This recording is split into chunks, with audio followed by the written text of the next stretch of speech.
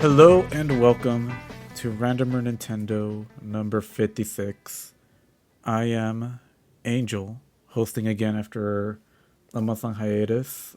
I do believe I appeared in the last couple episodes. I remember a lot of Nintendo in the last one, but it was great because this is Switch my way of 2. keeping up with Nintendo news. Over here we have Kevin. You have Say me. hi, Kevin. Hey, look at that! And It's actually detecting my voice this time. nice, as are we. And over there, somewhere over there, we have Jason. Hello. Yeah, you guys out there missed some top-notch subpar banter when Kevin's mic wasn't cooperating before, but now we hear you, Kevin. Now you're and Audacity hears you. Perfect. Yep. You're seen, Kevin. You're seen and heard. As the saying goes, actually, it's not even a saying. It's like is it a mantra? Be present. We are here. Maybe you don't have to be fully present if you're able to multitask, but we are ready to chat some random I don't know, stuff. Andrew. What are you trying to say? What are you multitasking with? Um, Carve yourself an out right there. I hear it. I hear it. if this was 2, 3 years, no, not even two. Oh my God, I honestly don't know how long it's been since I retired from Hearthstone. At least 3 years, man. No, 3 years minimum. But yeah, that would have been the big one if I were so. Well, what is it now? You're burying the lead here. What is the Think I current might thing have you're played a little multitasking Marble with? Snap before just getting rid of all phone games. But yeah. But anyway, I mean, how have you guys been? It's been Oh, hey, what's okay. happening here? We're not going to talk about what you're. Okay, fine, be that way. Just go assume I'm the so worst. confused. Assume the worst. Yeah, I don't know what you're multitasking with, but you're not telling us. It's probably the single worst thing anyone could think of. No, if I wasn't hosting, I probably would try to, I guess, figure out. So there's a I have mentioned before on the podcast that I got into Lorcana, Disney's equivalent of Magic the Gathering, by Ravensburger. That is their name.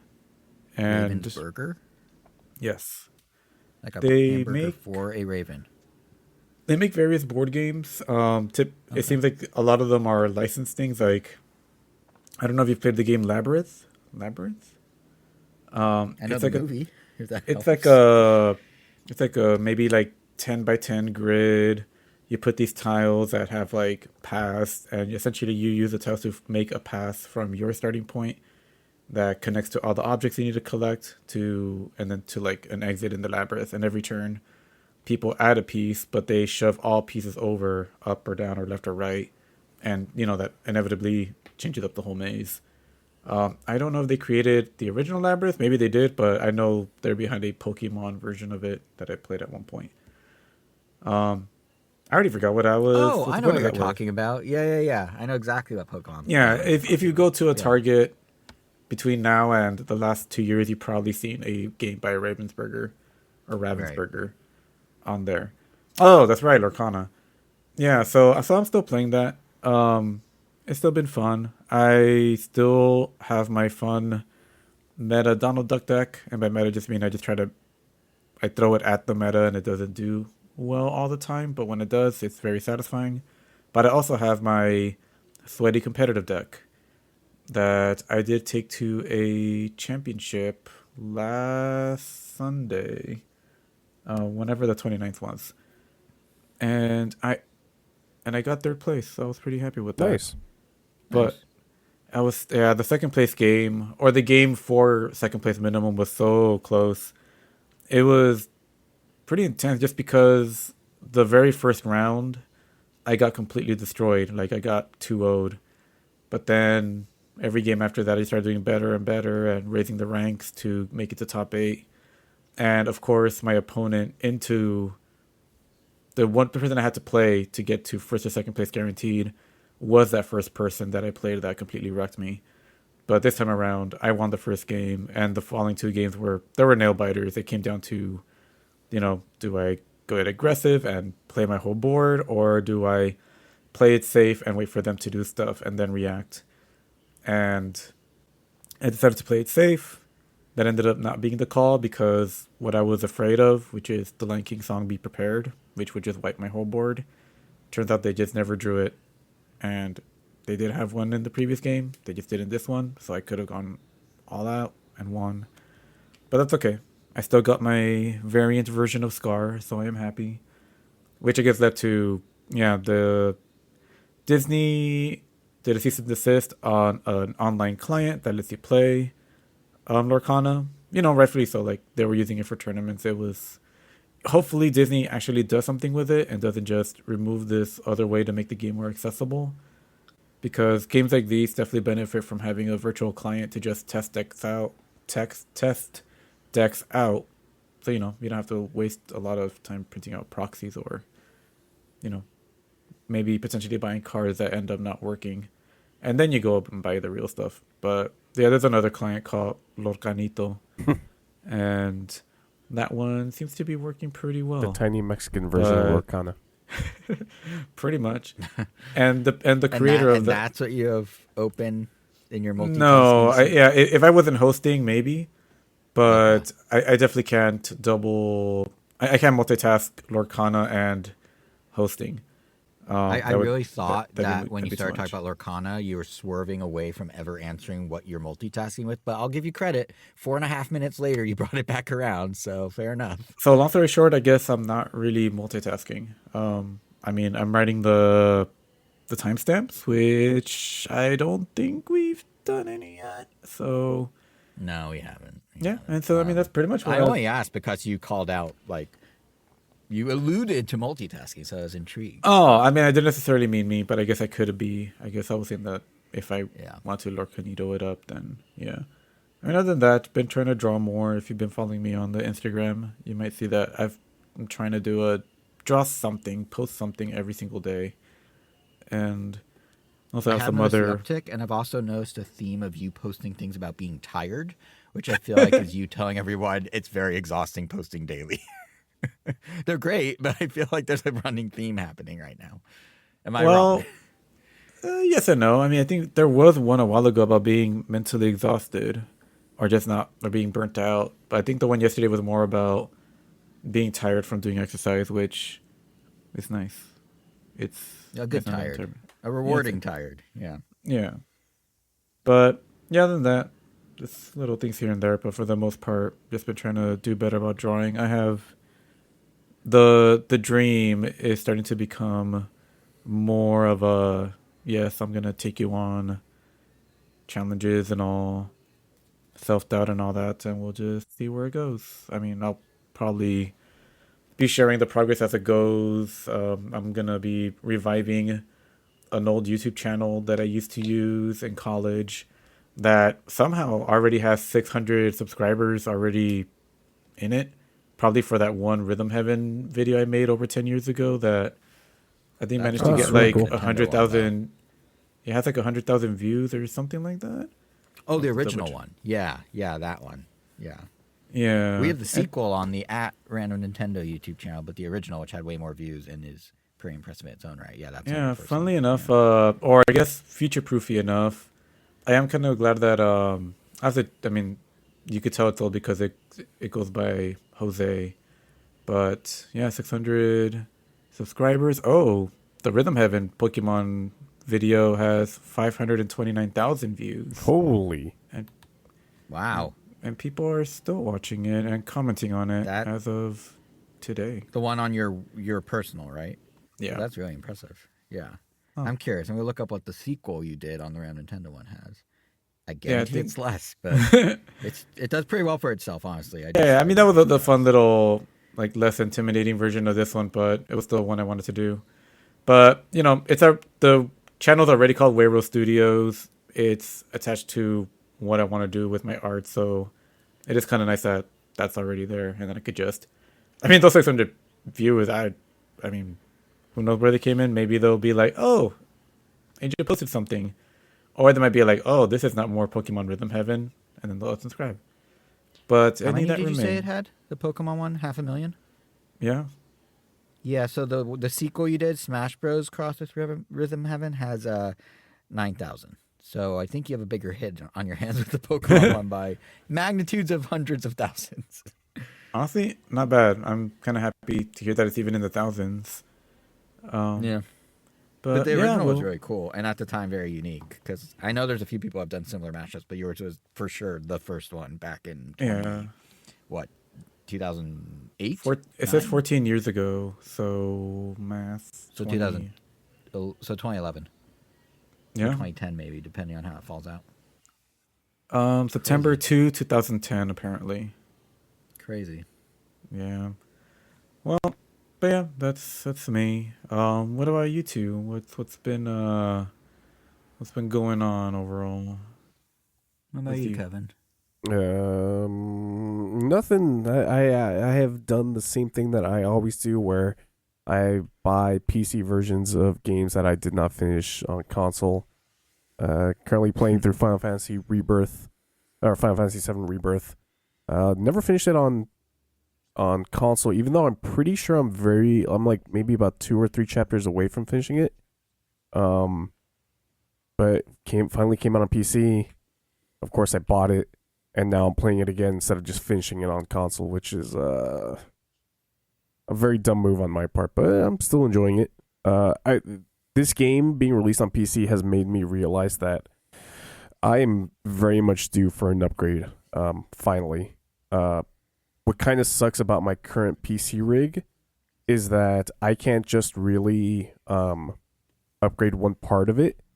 I essentially just need an entire like new PC because these new graphics cards take advantage of some of the newer hardware when it comes to like CPU stuff, and you can't really get the best out of it without having something modern. Even though I have a CPU that's pretty beefy, I mean it was pretty beefy about 5 to 6 years ago, and while it's still stronger than some of like the budget stuff that's modern, it can't quite take advantage of all the bells and whistles that like new graphics cards have. And if I get a brand new graphics card, that means I'm going to need a new CPU, which means I'm going to need a new motherboard, which means I'm going to need new RAM. So I'm essentially going to have to just get an entirely brand new PC, which is probably going to run me $2,000 or $3,000.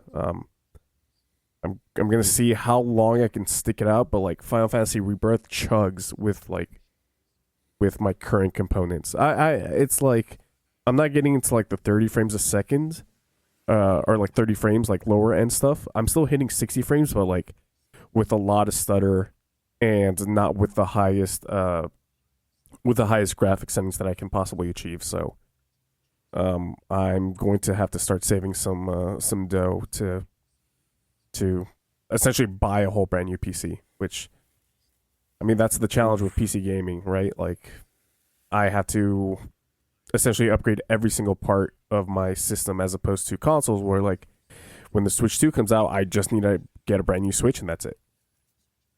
Yeah. So some of the It's definitely more of a DIY. Yeah, like I mean I don't think it's stated enough how how much of a factor that is for people that don't consider, I guess like is it upfront cost or inevitable? Well, I don't know. I mean, I guess what Yeah, you it's say. upfront cost because you have to buy all these components and manually put it Yeah, together but I feel like versus you could almost plopping down argue some money. that because in theory, your PC or let's say this current rig, would you say it maybe lasted like 2 generations worth of games? Oh yeah, So absolutely. Like even if I'm currently running an RTX 3070, and in about 2 weeks, the 5070, so 2 generations after mine. That's the latest GPU that's going to be released. So this is a 30 series card that I currently run, and the 50 series cards are about to come out. And in between, there's the 40 series. So essentially 2 generations, yeah. okay, I guess given how much they cost, it ends up being about the same, if not a little expensive than the more high-end gaming consoles. Assuming you don't get the Pro during the mid-generation cycle or the, I guess, too many revisions. If it's Nintendo, you're always gonna be spending cheaper, but you're also playing for different reasons than a PC gamer Yeah, you're not at in it that for the point. power in the same way at all. Yeah. Yeah, or if you want, if you actually want to get into the whole modding scene. Actually, do you do that a lot, Kevin, or do you just kind of just play the games on the best settings you can, or do you actually go in and go like, let me install this texture pack to make No, so I don't know, cloud look like a literal cloud? no, so I mean, I do use mods for not necessarily performance stuff. Like I do it, or like I don't do mods for like performance or better like textures or anything like that. There are definitely some mods that do improve some like settings so that your PC can run it at like, I don't know, like 10 frames a second more, which it can mean the difference between like a silky smooth experience and being stuck at like 30 frames. But like for instance, a lot of Japanese games, and I'm looking at Square Enix for this one, I have an ultra wide monitor, and Final Fantasy Rebirth just doesn't have ultra wide support, so I had to download essentially an ultra wide mod to get ultra wide running. But even then, like my PC was already chugging at just like a regular 16:9 screen, so adding like even more real estate to that makes me dip even lower in the frame rate department. But then I also don't really like doing like, oh, here's a mod that will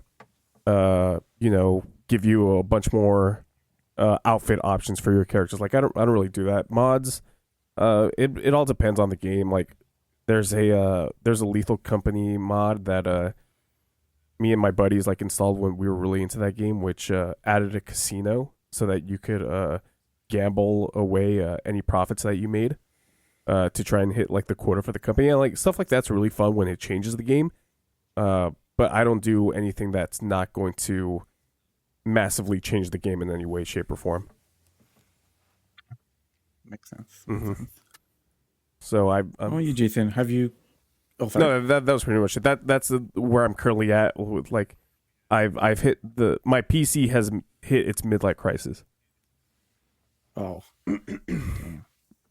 Yeah. Yeah, I think my brother. I wish there's a new Half-Life coming out, because they could call it its Half-Life Crisis, but there's not a new Half-Life coming out officially yet, so you can't call it that yet. I'm guessing you're it still... It does feel like there's one coming, though. Like, the rumblings around Half-Life 3 seem to be picking up, so the joke almost works. Almost. I mean, I'm guessing, Jason, you're nowhere near even considering, like, I'm going to grab a PC this time around. Because, I mean, aren't you kind of in the market for a new MacBook? Computer? I am running a Touch Bar 2015 or 16 MacBook Pro. Whoa. On an Intel chip, and we're well into Apple. And when you say 2015, is that because that's the year you replaced it when I broke it? Or that was when? Yeah, that might. Well, no, you only broke the screen. So I don't know if we've ever told this story on the podcast. We must have. But one time I was at Angels. We were recording the old podcast. And I had my laptop open because I was like, I remember this. Photoshop or... Yeah. And Angel's like, Jason, here. And just threw me a PlayStation controller to play whatever we were going to play.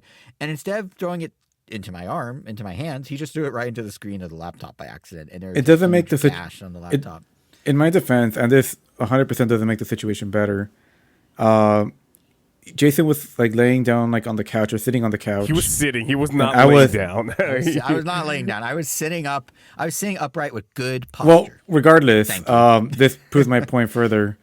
Because I was on the other side of the couch, so I couldn't even really see. All I could see of him was his head. So I just kind of tossed it over. So he just aimed a controller for my head, is what you're saying. Essentially, yeah. And it landed and it landed on the computer screen. It was essentially going in blind. So yeah, and the consequences were... Never mind the laptop, never mind my head. I would never be comfortable throwing one of my game controllers across the room without making sure the person's going to catch it. And even then, I'd still rather hand it. Like, I don't like to chip anything or anything like that. Like, well, lessons even did that. Lessons were learned. That was a long time ago. I'm a different person now, and here we are. Would you throw a controller to me today? If I came over and I was like, let's play Super Mario Party Jamboree, would you be like, here's a Joy-Con, and just like Ninja Star it to me? Depends. Or would you I still absolutely would. See, you're not as... It depends on it depends on the controller. I probably wouldn't throw anything that's like DualShock and above. Yeah, like DualShock. If I insisted on using a Pro controller for Super Mario Party Jamboree, and I'm like, I don't care. Yeah, I would not. Joy-Con, I would probably still throw at you. Joy-Con, I underhand toss is the most I could say. Yeah. I'm not gonna like baseball pitch it at you, but yeah, I would toss those. Or lob them. Although you have a good pitching arm these days, I bet, because you play baseball all the time, so you could. Which makes it more dangerous. I probably wouldn't catch it.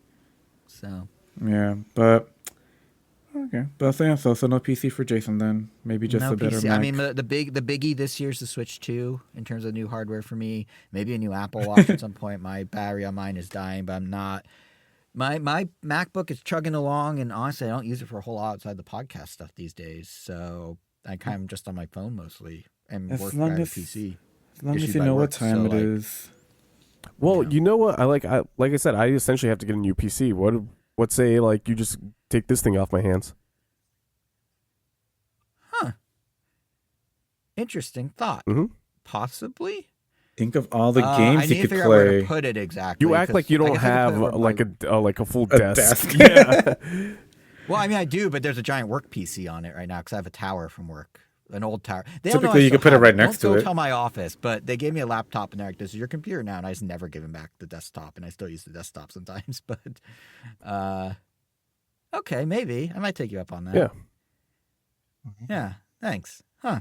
Wow. I'm gonna be a PC gamer, guys. Oh my Wow. god, just Jason's an villain entire arc begins. like new world of Wow. games. And I'll watch like maybe 5 episodes from now. Jason's gonna be like, I think we want to take off the Nintendo part of Randomer. Yeah, I'm gonna be like, "Welcome to Randomer Steam. I'm your host." Yeah, no, it's not gonna. We turned the valve, and it's now Randomer Steam. Yeah, no. I Randomer, canceled my mental reservation of the Switch 2. Yeah. I guess, yeah. All that woe I felt for not getting into the Switch 2 experience doesn't matter because now I'm in the PC world. Yeah, no, I don't think that's gonna happen. But it'd be nice. It probably Always won't. it would be nice. I'm But- always gonna have a. But there are Place but there more. are a lot of cool, quirky little games that I'm sure you will definitely. Well, there's one you were enjoy. just telling me about the other day. Yeah, It's actually. like a WarioWare for PC, right? It's on Yeah, the that's list. I feel like yeah. now's the time you should talk Oh, about it is. Oh shoot! I didn't put it on there. Yeah, I but put it yeah, on for you because I don't know why you would, but yeah. All right, let's talk about it. I'm just a kind soul. Yeah, Yeah, that's very why. kind. So, Mindwave is the game that I just ran into. Have you heard about this game at all, Kevin? I have not. So, Mindwave, at least like when I first heard about it, it was like on a YouTube short. It just looked like, what is this WarioWare looking thing? But then I saw like, oh, there's a demo for it. So I tried it out, and I did not expect it to be essentially a visual novel with some light. Actually, no, it's just a straight up visual novel. You go a location, you talk to people, and then you go into this WarioWare game. But what I didn't expect is that normally WarioWare it does have a campaign. It's a very loose, nonsensical story. Like Wario is, stealing some artifact from a cave. As he's running out, he's bombarded with mini games that aren't necessarily there as far as Wario's concerned. But if you do well, he just makes it out of the cave. If he doesn't, you mess up enough times and he'll just like lose, and you have to like play again. So they're kind of just there, and usually WarioWare will, they'll give Jimmy T, the disco guy, the sports games My fave. for whatever reason, Not or the sports part, but I like the character. or they'll give like Mona, the pizza delivery woman, miscellaneous things. I think the only most consistent one is like oh my god, what's his name? Volt, 32 volt, 16 volt. 9 volt. 9 volt. Oh, The 9 volt. Nintendo fanboy 9 volt and his older brother who's a DJ named 18 volt. Come on. How are you not up on your WarioWare lore? I guess I'm just not. That's why we have you. Wow. But And that's Yeah. why I can't go PC, guys. That's why it's always going to be random or Nintendo. Someone has to remember 18 volt. yeah, remember Nintendo.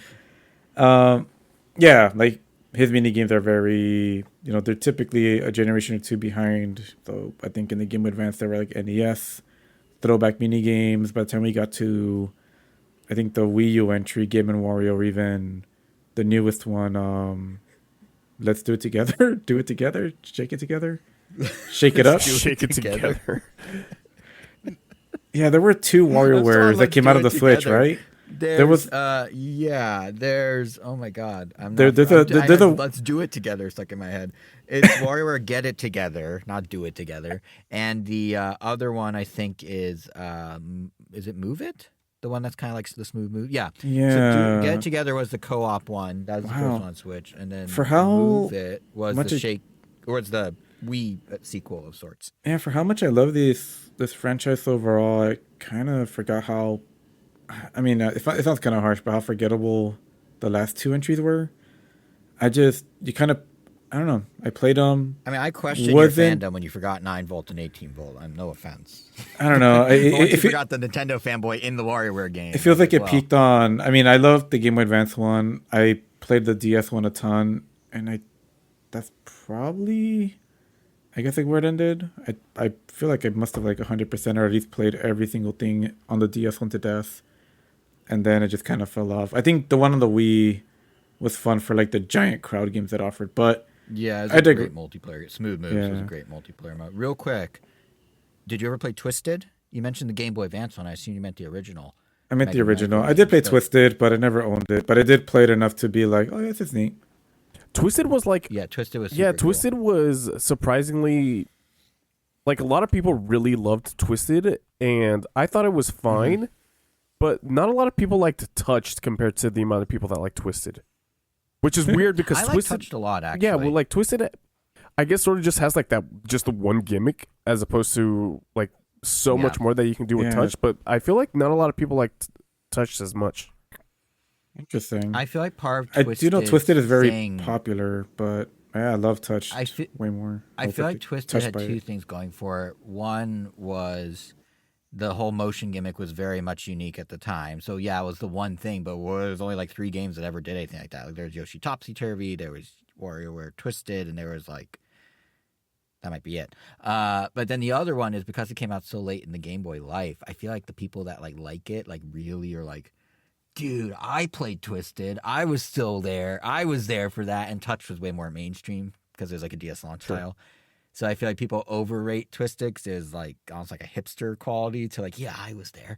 Well, they could say their impressions of it have been twisted by its release and circumstances. Yes, one could say they got a little spun up about it. Yeah. Interesting. Yeah. Well, but yeah, Touch is great. I love Touch. Yeah, but I digress. WarioWare, super fun series. Overall, still enjoyed it. I'm always looking forward to the next one because it always has that quirky humor that Rhythm Heaven is also known for since it's the same team. But so Mindwave, so that automatically at least made me want to give this game a try because it's basically WarioWare, but what if done on a PC. So, just a different method, controller input. Now you have mouse and keyboard versus controller or motion stick. But what this one actually does... Motion stick. Yeah. The Wii motion stick, yes. Yeah, the motion rod. Or waggle rod. Anyway, yeah, so this one... Getting more and more borderline inappropriate the more you say. The waggle rod. But what this one does that I thought was also pretty interesting was that it contextualizes all the mini games. So they're still random, but they at least fit more of like they fit I guess the theme. Essentially, the premise of the game is that you're entered in a tournament and you're doing these mind games or these mind competitions, and the game is called Mindwave. So you're basically uploading your consciousness to this computer, and based on your memories or experiences, it will then like create like, a little mini game off of those, and it like spits those out at your opponent, and your opponents are spat out at you. Probably could have picked a better way of saying that. And there is no actual spitting involved. I don't know. Actually, there could be a spitting mini game. I don't know if I'm still on this. Okay, this is going way off there. First talk about waggle rods, and now you're talking about people spitting and what? Yeah, so you're firing off mind games at each other, but you essentially just see your opponents the whole time. Presumably, they're seeing yours, and the only level that's available in the demo is against this, I guess, like a bubbly young teen that, a mini game could involve for 5 seconds, sew up this little teddy bear. You follow the numbers with the mouse.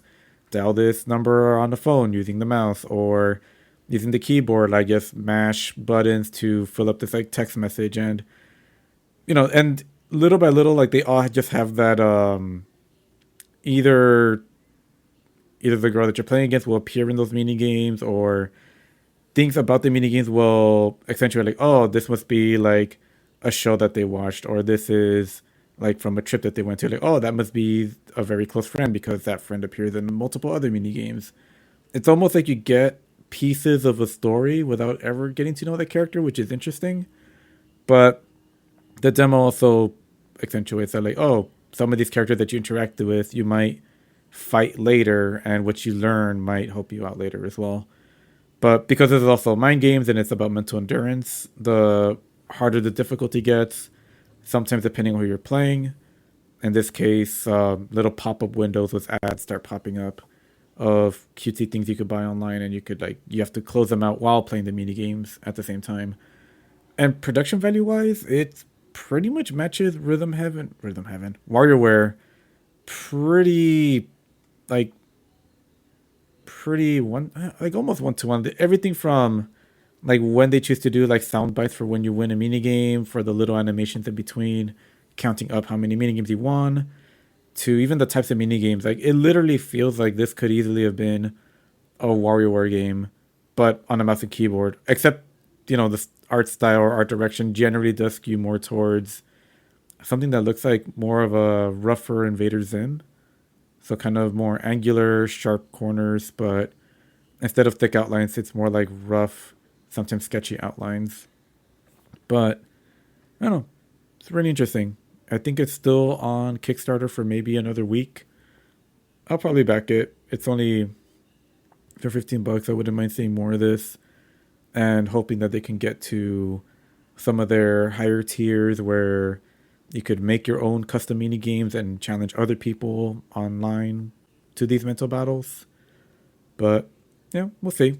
Definitely want to keep an eye on if you are craving a WarioWare-like experience that is honestly the most WarioWare has been in a long time, because even these last two, like, it's great that they're trying new things, but the new things haven't been as fun, or at least like as they don't hold they don't hold up over like a lot of like WarioWare Get It Together in particular. Like it was really fun for those like literally I think 40 or 50 minutes that it took my brother and I to beat the campaign. But then after that, we were not compelled to like replay it, and unless there was like someone that was over that hadn't played it yet. And that's kind of been the case with WarioWare Move It as well. Like the replayability just hasn't been there, which has been, I would argue, like one of the biggest selling points of WarioWare in the past. Like I feel if I had WarioWare Gold, I would still be playing that game. But I think the I'll just revisit Touched. thing, just the biggest point I can make about WarioWare Move It. WarioWare is one of my favorite series Nintendo puts out. I love WarioWare. I didn't even buy Move It. I don't think. I don't remember if I bought it, so I don't think I bought it. I don't think I played it. It's my favorite series. One of my favorite series. Like they need to give it a breather and figure out a new angle or something. I think. Well, I don't even know if it's a new angle. They need to kind of try not to innovate for the sake of innovating, and Well, that's what I mean. Is that the angle shouldn't be like new hardware gimmick, thus new. And even with Switch, they kind of ran like the first, like Get It Together is very clearly leveraging how Switch is a device that lets you do two players with one console without needing any extra accessories. The same way they were like, whoa, touch on the DS, motion on the Wii, two-player on the Switch. Like that was kind of a big part of the Switch's selling point the early years is all that co-op stuff you could do. Yeah, and Move It was better. Move It was them clearly like, well, we need to move past the gimmick of the hardware gimmick. So then they fell back on what worked well with WarioWare Smooth Moves. But Switch 2, there's no new hardware. The mouse, the Joy-Con mouse, if that's real, which it probably is, presumably even the game you're describing, they can port over because it uses a mouse and they just have the controller be the keyboard. But like, I can't imagine Nintendo's gonna make a whole WarioWare around a mouse. So they have to go back to a new angle and not just like keep doing, well, the latest hardware gimmick is X, so WarioWare is now about that, Yeah. Well, I wish them luck. If anyone could do it, it would be them. But for sure. Have the Mindwave guys said if they're bringing the game to any other platform? I mean, I know it uses keyboard, but like I was just kind of saying, it does make sense potentially for the Joy-Con mouse if they were ported over to Switch 2. yeah, outside of a couple mini games that they said would be difficult, I mean, they are gonna try. Like there's a game, there's a mini game that's literally like solve this captcha, and it's it's like Oh. exactly Yeah, that'd be hard. Yeah. yeah. But like one of the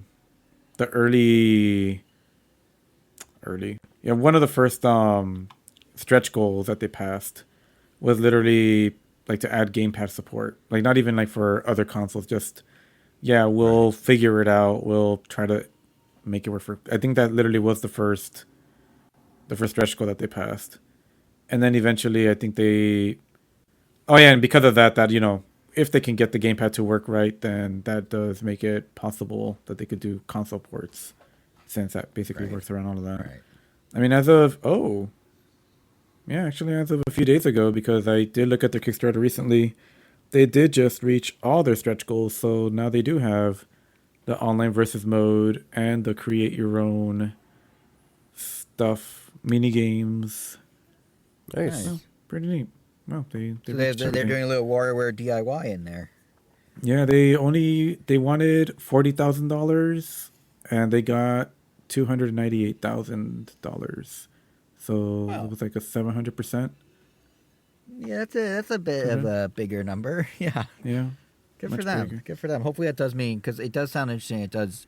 The more I think about it, the more like, oh, like if the Joy-Con 2 has a mouse on the Switch 2, and if they were to use it and combine it with some gamepad stuff, it could be a unique riff on WarioWare until Nintendo marches in with their mouse WarioWare. But yeah, I'd be down to check that out. Yeah, Yeah. either on Switch 2 or on this apparent gaming PC that I'm one day gonna have. So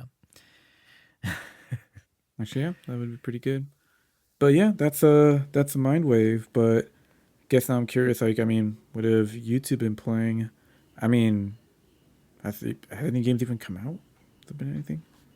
you know what came out to my surprise? I didn't even realize it happened because I was at a concert when it happened. And I didn't discover it till like 2 hours ago. Not even kidding. Ridge Racer 64 on Switch Online expansion pass. Ridge Racer. Ridge Racer. Yeah. So do you guys have a game that's like, it's like a certain moment in your life, a certain time in your life, you play this game a lot. It's like this really great experience, and then you kind of try and chase the high of having that game and that experience at that moment in your life with other games, if that makes sense. Like weirdly, do you know what I mean? Have you guys had that? Trying to think. Wait, Ridge Racer for DS? Well, that was me, but I was just saying, have you had that? Yeah, because that was mine. But have you also had that high with Ridge Way Racer to ruin the DS? reveal. I know, right? Hate you. Hate you so much. But I was genuinely asking if it's happening to you guys so you can relate to what I'm going to say about Ridge Racer. Wait, that was my answer. Sure, Angel. Ridge Racer DS. No, it was not. It is I I. guarantee I will I'm the put one that money. has nostalgia for that game. I will put money on the fact that you have never even played that game. All Am I right. right? Ridge Racer DS. I'm pretty sure I have around the time that the DS launched. And Wait. Have you had a game that you had that high for? It probably wasn't Ridge Racer DS because you have no memory of when you played it. I remember being disgusted and then put it away. Great. Okay, so that's not That's the the game in DS this launch title, instance wasn't then. it? So what? It was. Yeah. It was. Yeah. Came out. Yeah, like the next week or something. So Angel kind of spoiled what I was getting at, but yeah, for me, there's a certain age. Hate you, Angel. There's a certain age where, like, right after DS came out, like I was doing the whole like second screen thing of like watching TV while playing some. You know how people do it with their phone or whatever. Now I was doing that with my DS, with Ridge Racer DS, while my dad was watching like season 1 of Battlestar Galactica and all these sci-fi shows, and like I think like Bill Maher or something on HBO at the time, and like I just be in the room just playing Ridge Racer and like listening along to this stuff. And that's how I got into Battlestar, funny enough. But Ridge Racer DS, not the best game by any means. Not a good game by any means. It has its issues. The touchscreen controls were wonky, whatever. I used the D-pad. Wasn't great either. But something about that game at that moment, in that situation where it was kind of like my second screen thing, I really liked it. And I feel like I was always chasing this high of, well, I want to experience like how I had with Ridge Racer DS. So I got Asphalt, I guess it was 4 at that point for for DSiWare, and that was pretty fun. Wasn't quite the same, but it's pretty good. I got, kind of went on a tangent with like Excite Truck, which was great on its own right, but didn't quite capture that specific thing I was trying to capture. And obviously Excite Bots, and then like more recently with the Switchers, Cruise and Blast. It's just something about the arcade racer where it's like simple drifting and you just kind of go. And I couldn't quite ever find that thing. And then Ridge Racer 64 was shadow dropped or whatever on Thursday last week. I had no idea what happened until today. And again, because I was at a concert at the time, but I saw it and I was like, I mean, if there's any game that's going to come close, it's going to be Ridge Racer 64. I mean, it's similar power inside the systems, the DS and the N64. It's got to be the closest I can get. And I was hesitant. And I was actually talking to Angel before I downloaded it. I'm like, I bet you the physics won't be good. Like, it's not going to be the same. It's not going to be the same. It won't, but I'll try it. And I'll talk about it on the podcast. And then I went to download it and play it. Not only is it the same, it's literally the game. I totally forgot that Ridge Racer DS is Ridge Racer 64 with touchscreen controls. So not only did I find the high again, I found the exact game but with analog controls on a system that has analog sticks. And I was very pleasantly surprised. I didn't even realize it right away. I did like one race and I was like, this is kind of familiar because I have played Ridge Racer 64. I rented it from Blockbuster and when I was like 10. So okay, or 11. So like, okay, fine, whatever. And I recognize that. And then when I got to like the third course, which was like a desert course, it's kind of like you go past like what looks kind of like Hoover Dam and through like Arizona and Nevada. Like a third of the way through the course, I was just like, oh my God, this is Ridge Racer DS. I 20 years later, I found it. Here it is, the game that captures the high because it's literally the game. So I am extremely excited. And I barely put any time into it. I played one Grand Prix, got first place in all the races, was happy about that. And that's about as far as I've gotten so far. But I was so happy that this thing I've been kind of lightly chasing the experience of for 20 years has now suddenly just shown up in my life with better controls and slightly higher fidelity because the screen resolution's crisper. And it's that game again. And it's like the perfect second screen thing. Like even when I was playing it tonight, I was kind of like half watching TV all day. It was great. And, you know, there's a lot of issues with the game. The difficult from I remember from the DS one, the difficulty spikes out of nowhere. Like it's pretty easy going and then you just hit like a wall. The physics are a little funky. The drifting is kind of like it can get a little loosey goosey. But once you kind of like figure out the flow of it and have the nostalgia for it, I am extremely happy that this game just fell in my lap and was completely free with my subscription. I didn't have to like do anything. I didn't even realize that's what was falling in my lap. So that's been my big like gaming moment of the last couple of weeks was just having that happen to me. And it was cool, like to rediscover it in that way. And for once, you know, being God's very on top of my Nintendo, completely not realizing this was that game, only to rediscover it was a fun way to figure it out. You know what I mean? Like versus being like, oh yeah, Ridge Racer 64 and Ridge Racer DS are both the same game by Nintendo Software Technologies. In fact, it was one of Nintendo Software Technologies' first games besides Pokemon Puzzle Challenge. And then they went on to make Wave Race and 1080 Avalanche and that sort of thing. Like, that would be how I would think I would approach it. But the fact that it blindsided me made it all that much more fun. So that was my moment of gaming that I thought I'd share. Nothing super deep. Maybe I'll have further impressions as I get further. But just like the epiphany moment was really fun earlier today. Oh. So, yeah.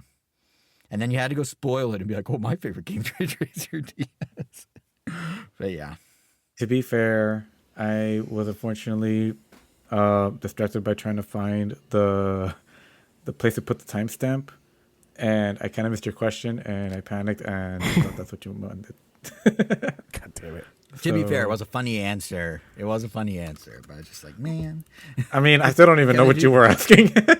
All right, Angel, let me re-ask. Hi, Angel. Welcome to Rammer Nintendo 56. You're the host, if you didn't know.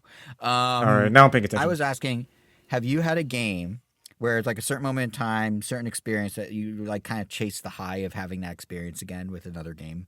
Or try and like recreate some specific like moment of gaming you remember, but with other... Is there a game that did that for you? You know what I mean? Oh, I feel like there's so many. I think the one that I keep coming back to, though, is obviously Rhythm Heaven. Like, every time I finish a Rhythm Heaven, I just feel like there's like this dark, empty void that can only be filled by just like a new Rhythm Heaven. And the only way that I can just keep it at bay and getting to the press is just to replay that current Rhythm Heaven and any previous ones, which is enough to stave it off long enough. But sometimes like you just need something a little stronger, and then before you know it, you buy a really expensive imported arcade machine from Japan, and that does it for a little while. But then you just kind of need it again, and we are kind of at that point where Nintendo has to announce something soon, or I'm gonna have to drop almost $1,000 on buying like the soundtrack from Japan because those have been out of print forever. Because I feel that's the closest I'm gonna get to the brush of experiencing anything new, official from Rhythm Heaven. So, yeah. That's how Two that's how thoughts. somebody sounds when they're depressed and they're talking to a therapist. Like that exact same tone that Angel has. Also, like that was definitely the journey of any spiral into deeper drug use would sound like as well. Well, good news for you, Angel. They love. I think we talked about this last episode. Nintendo loves to do Rhythm Heaven at the end of a console generation. They need Really? something. Where was it on the Wii U, Jason? Really? Oh wait, no, that's right. Wasn't well. The Wii U is a false. The Wii U is a bad example because the Wii U basically died on the vine. But the Wii had it in its last year. The 3DS had in its last year. Yeah, you could argue Game Boy Advance, DS, Wii, Had it in its last year. and Yeah, 3DS yeah. had it. So only And the Wii U. and as much as you don't like rumors and speculation, I'm just gonna throw it out there. There are rumblings from the people that got the Switch 2 stuff pretty right that there's going to be a Switch 1 oriented direct sometime in February. And there's going to be a revival of some Nintendo franchise that will be on Switch 1.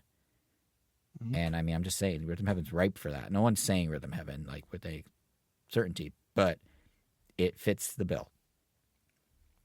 Interesting. So Well, maybe they'll be able to scratch that itch for you before you spend $1,000 on a CD that you can't play as a game because it's just a well, it CD. wouldn't be one, it'd be at least multiple. I mean, just to give an idea, the Rhythm Heaven Fever soundtrack, which is the one for the Wii, on average on eBay goes for around 300, and that's around the That's a lot ballpark of that money. the other ones go for. And there's like maybe 5 or 6 I need to get, but I'm still waiting. That's the thing I was going to point out, by the way. Your use of the word need in all this. You needed to get the arcade machine. You need to get $1,000 in soundtracks. I I can did. appreciate it.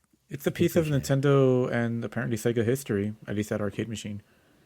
Oh, yeah, I- Sega I- collaborate on So that. happy yeah. that I have it, but It is but I really want cool. more. Yeah.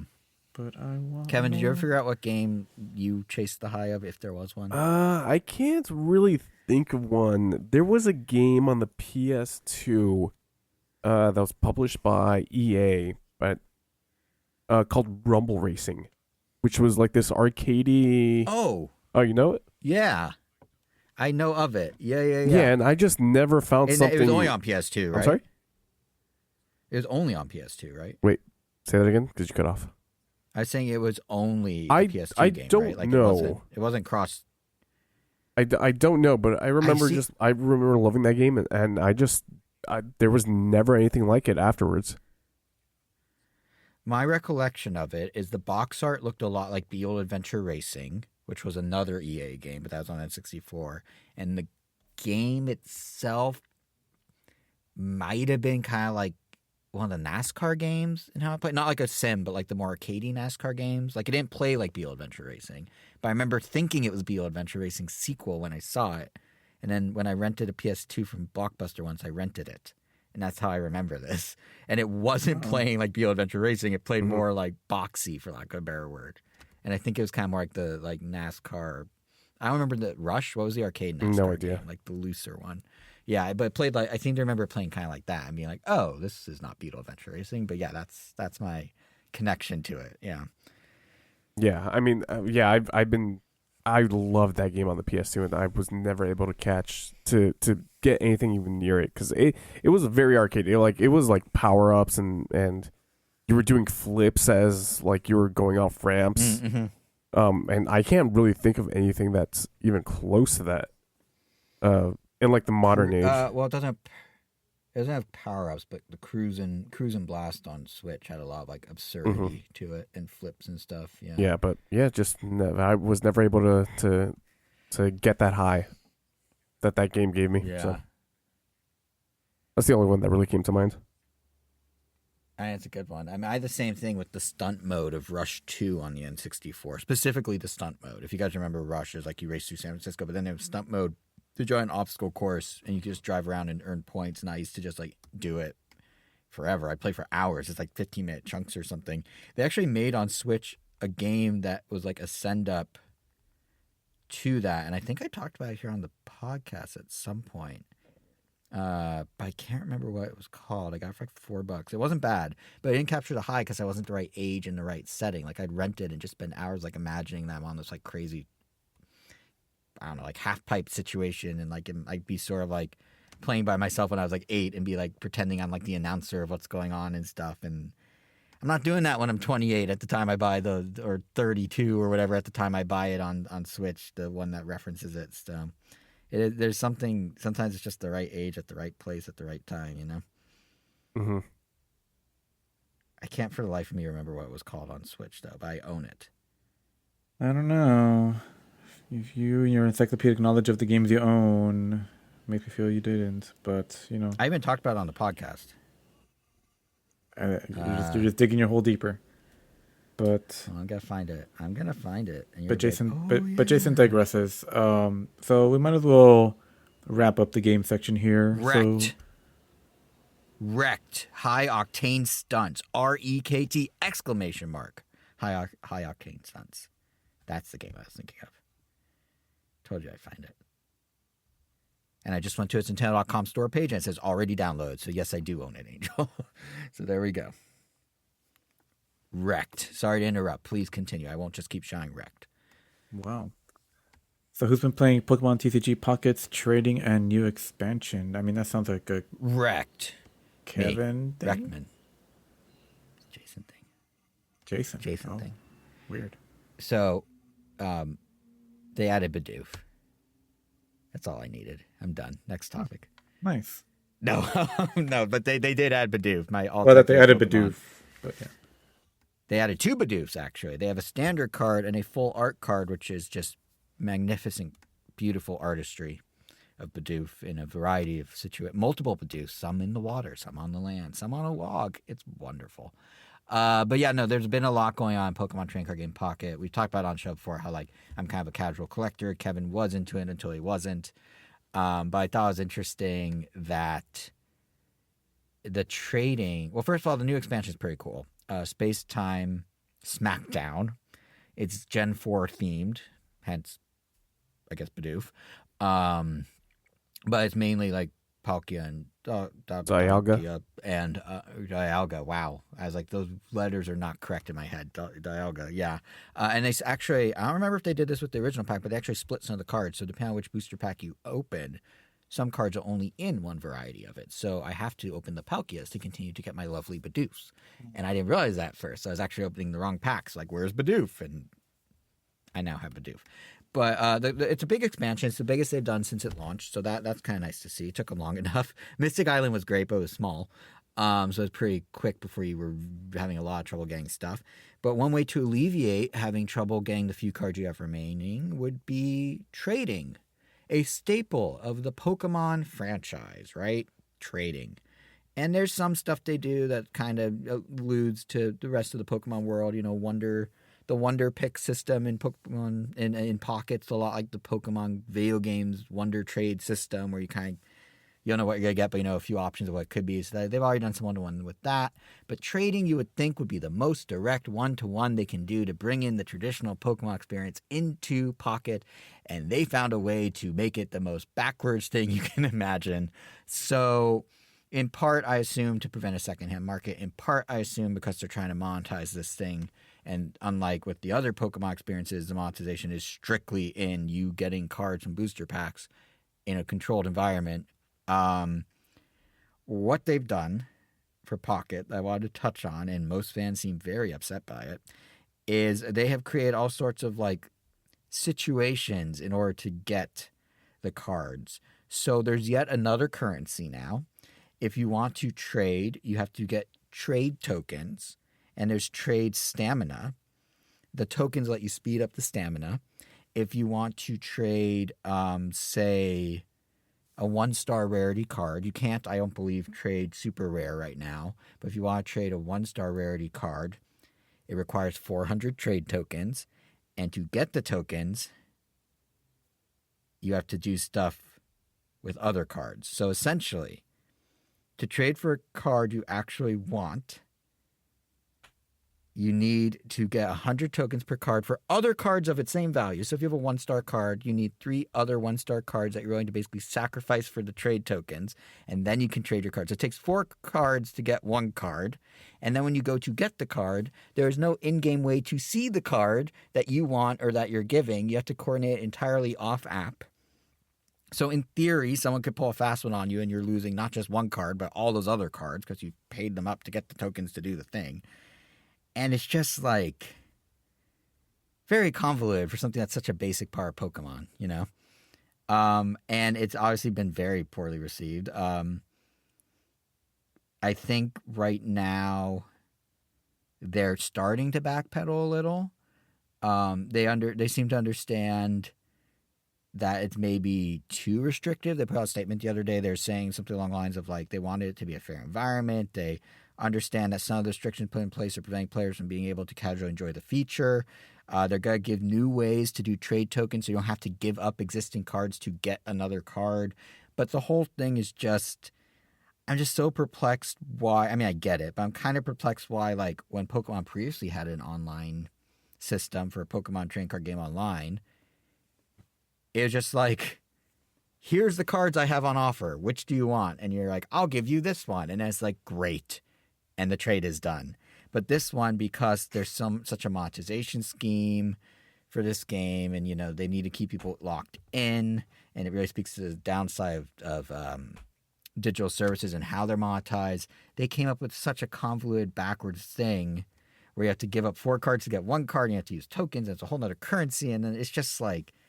And then you can't just give up junk cards either. You have to also trade cards of equal value. So, like, if I did have an extra whatever EX and I wanted to give it to a friend, they can't just give me some Bidoof for it, which I'd happily accept, you know, a standard Bidoof. They'd be like, the game would be like, no. First, you need to give 3 other 1-star cards. And then, on top of that, you need to trade a card of equal value. So I can't even give you a different rated card than mine in terms of rarity. It has to be equal playing field, fueled by other cards of some value being turned into tokens. It's just such a silly thing. And again, I get it. Like, they're trying to avoid a secondhand market issue. They're trying to keep all the money inside the game because that's the monetization scheme. This isn't like the Pokemon physical card game. Obviously, they had no control over what people do with it once they have the cards. So the counterpoint to that was, fine, you take your Charizard to school. That's word of mouth marketing. You're showing Pokemon to people. They're gonna go buy the games. They're gonna watch the TV show. They're gonna maybe go to a Pokemon trading card game league at their local comic shop and buy more cards and keep, you know, investing that way. With Pocket, the Empire's already there, so they're only looking at, from my perspective, as like a digital service where the money is the service, which means they need to keep the monetization lid on it, which means they need to keep control over card accumulation, which means they do this stupid stuff around. You need to trade essentially 4 cards for 1 card. But the fact that they didn't think people would like react to this is bizarre to me. And they can blind me with Bidoof all they want, and I'll happily be blinded by Bidoof. And I'll happily keep opening packs for more Bidoofs and other cards. And I'm a casual collector anyway, so I'm not like seeking out certain trades to complete a deck or something. I just like looking at the RLEs and doing the little swipe twice a day. It's fine.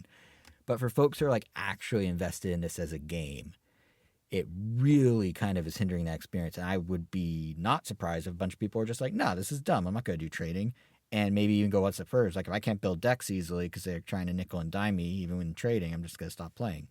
So, like I said, they seem to have realized it's a hard enough recoil that's happening from fans that they're now course correcting and saying they're exploring new options and they're going to make trade tokens available through other means, like I was saying. But the fact we got here when it was so transparently bad from the start is interesting to me. Like, I'm not sure if they thought everyone would be blinded by Bidoofs, if they thought they could just kind of push it through and people would just roll with it. But it's clearly the usage of the features is being impacted to the point that they feel the need to act. So at least they're course correcting, but it's kind of crazy to me and speaks to how much I think live services and gaming in general have kind of converted from you get an experience, you get play it, to like the experience is this monetized thing that they keep wanting to squeeze you for.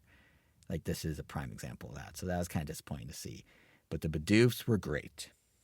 So that's where I'm at on this. I don't know, Kevin, have you pulled any cards lately? Have you done anything with the new expansion? Yeah, I'm still playing this goddamn game. Are you still battling, or are you just doing a few cards? I am like casually battling. Like I still Okay. That's more than I I expected. still am using this Marowak deck that I've been using since the very first expansion. That's like really the only viable deck that I can make at this time. Unless I Mhm. unless I just get like some insane luck. My buddy pulled two Palkia EXs within like an hour of each other, which is like Mm. some of the most insane luck I've ever seen anybody have. That you know it's funny when the new pack came out, or the expansion came out. So when Space Time SmackDown, ridiculous name, came out, I was desperately like I wanted Bidoof, right? So I was like tearing through packs. I was using all these like backed up currencies I had that I hadn't spent. I was doing all sorts of stuff, and yeah, within let me see, I'm checking my timestamps on my text with my friend. Within 2 minutes of each other, a booster pack apart, I got a Dialga EX. Oh my god. And a where's the other one? I got another one. I got some Oh yeah, I got a Palkia EX as well. Jesus Christ. Sorry, not 2 minutes. Not 2 minutes. 3 minutes. Within Wait, three whoa, minutes whoa, of whoa, each whoa, other. whoa. You have And here's the other thing. friends that aren't us? Yeah, you guys know him, Andrew. Shout out Andrew, who never listens to this, but Andrew. What do you know? Yeah, but no, yeah, he plays it too. And I was literally like texting. We were texting, and I'm like, "Oh, I got Palkia EX. Oh, I got Dialga EX. No Bidoof." And I was just like so frustrated, even though I was getting these like super great cards. Like if you read the chant, it's really funny. I'm acting like I just got like a bunch of like Rattatas or something. So I was just like, this isn't Bidoof. But yeah, so sometimes I've never gotten a God pack where they're all great, but I've gotten lucky with early pulls for sure. Yeah, the best that I've gotten out of this new expansion is I have two Monfernape, I think is right.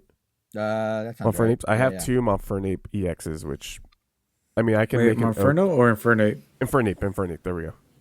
Ah.